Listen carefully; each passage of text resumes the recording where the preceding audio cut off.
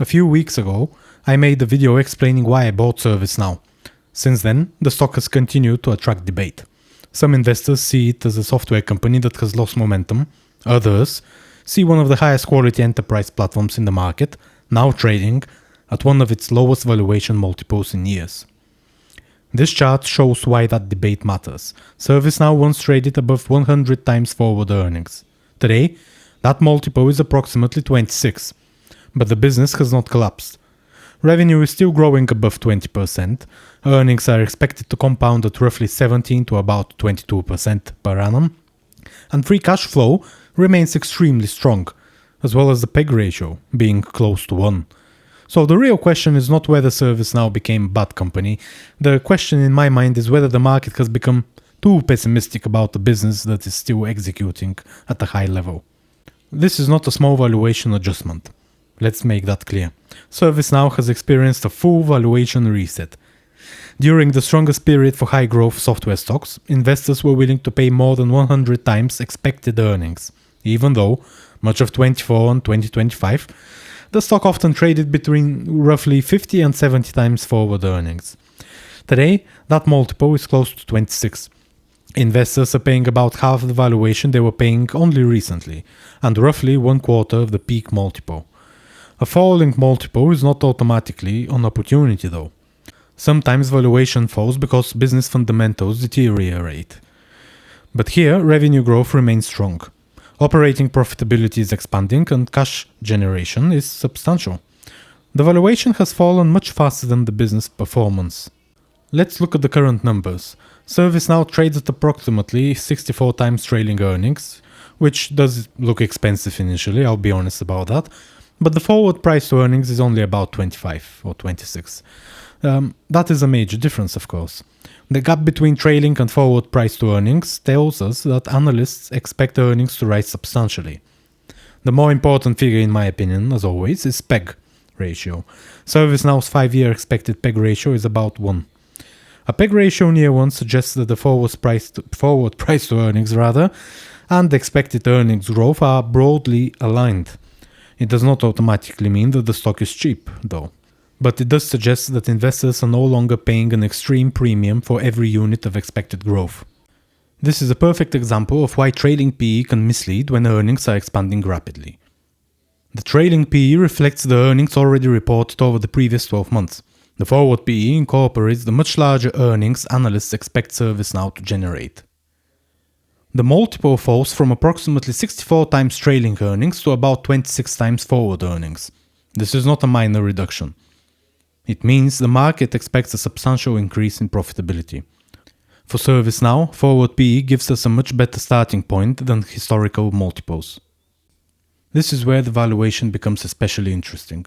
Consensus estimates suggest that ServiceNow's PE could fall from approximately 26 in 2026 to around 21 in 2027, then to roughly 18 in 2028 and about 15 in 2029. That decline is supported by consistently strong expected earnings growth.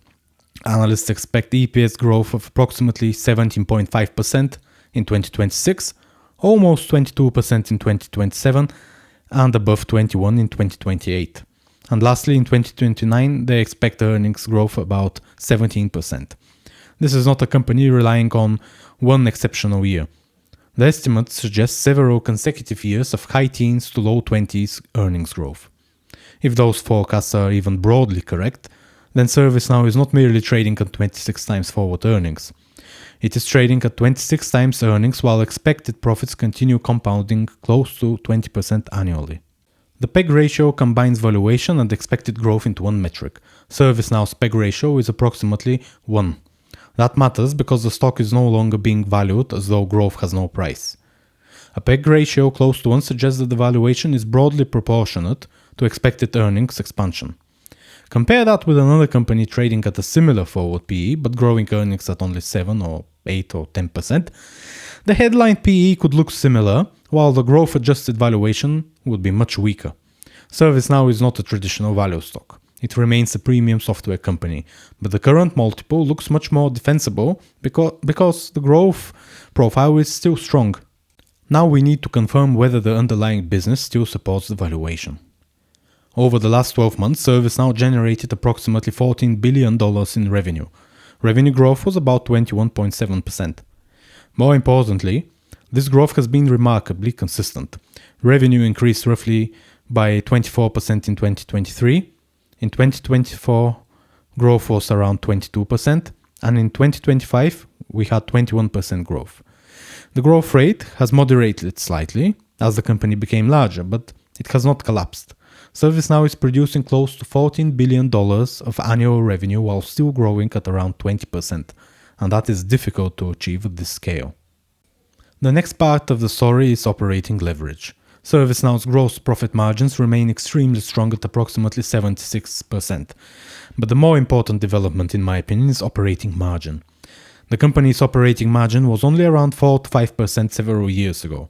It increased approximately to 8.5% in 2023, 12.4% in 2024, and in 2025 it was close to 14%. This shows ServiceNow converting more of its growing revenue into operating margin, or operating profit actually. And that is exactly what investors want to see from a maturing software platform.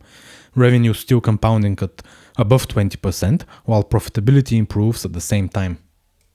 ServiceNow's net profit margin is approximately 12.6%. Using the fiscal AI figures, the company generated around $1.76 billion of net income on approximately $14 billion of revenue. That produces a margin close to the Yahoo Finance figure.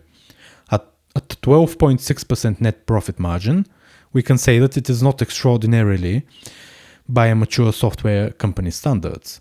But direction matters. ServiceNow has moved from losses to consistent profitability while continuing to invest heavily in research, development, and sales. The company is not maximizing current accounting profit at the expense of growth. It is still investing aggressively while the profitability definitely is improving. The cash flow statement may be the strongest part of ServiceNow's investment case. Over the last 12 months, ServiceNow generated approximately $5.44 billion in operating cash flow. Capital expenditure was around $804 million. Using a simple operating cash flow minus capital expenditure calculation, ServiceNow generated approximately $4.63 billion of free cash flow. That is substantially relative to roughly $14 billion of revenue. It indicates an approximate free cash flow margin near 1/3 of the revenue. This is why ServiceNow's accounting net margin does not tell the entire story. The business converts a much larger share of its revenue into cash than the GAAP net income figure initially suggests. And GAAP stands for Generally Accepted Accounting Principles. ServiceNow does have one important issue investors should continue monitoring, and that is stock-based compensation. Over the last 12 months, stock-based compensation was approximately $2 billion. That is meaningful and it does represent roughly 14 or 15% of its revenue. However, the company also spent approximately almost $4 billion repurchasing its own shares. While that is great, that does not make stock-based compensation disappear, but it shows management using a significant portion of free cash flow to offset dilution. The correct conclusion here is not that the stock-based compensation is irrelevant. It is that ServiceNow's strong cash flow generation gives the company the capacity to manage it. The current valuation suggests that the market expects ServiceNow's growth to slow significantly. That may happen, but the reported results and analyst estimates do not currently show a collapse. Revenue growth remains above 20%. Expected EPS growth remains in the high teens to low 20s. The PEG ratio is close to 1. Operating margins continue expanding and free cash flow remains extremely strong. The stock does not need to return to 60, 80 or 100 times forward earnings. Even if ServiceNow simply maintains a reasonable premium multiple while earnings continue compounding, the valuation can improve naturally over time. The bull case is not that ServiceNow suddenly becomes a speculative hyper-growth stock again. The bull case is much simpler actually.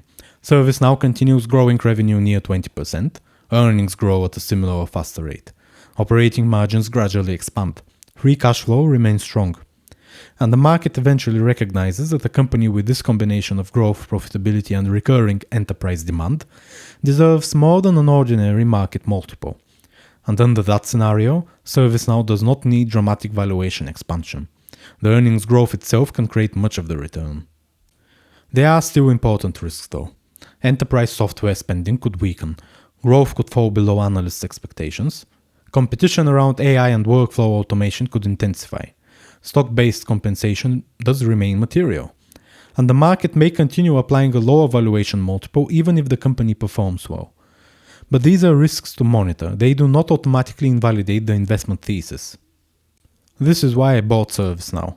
I was not buying the stock because I expected the valuation to return to its historical heights. I was buying a high-quality software platform with more than 20% revenue growth, strong expected earnings growth, expanding margins, and substantial free cash flow. At approximately 26 times forward earnings and a PEG ratio close to 1, the valuation became much more reasonable relative to the company's fundamentals. The stock may remain volatile, and it most probably will. It may even become cheaper, I'm not denying that, but the current investment case does not require perfection. The only thing that it requires is that ServiceNow continues executing close to the level that it has already demonstrated.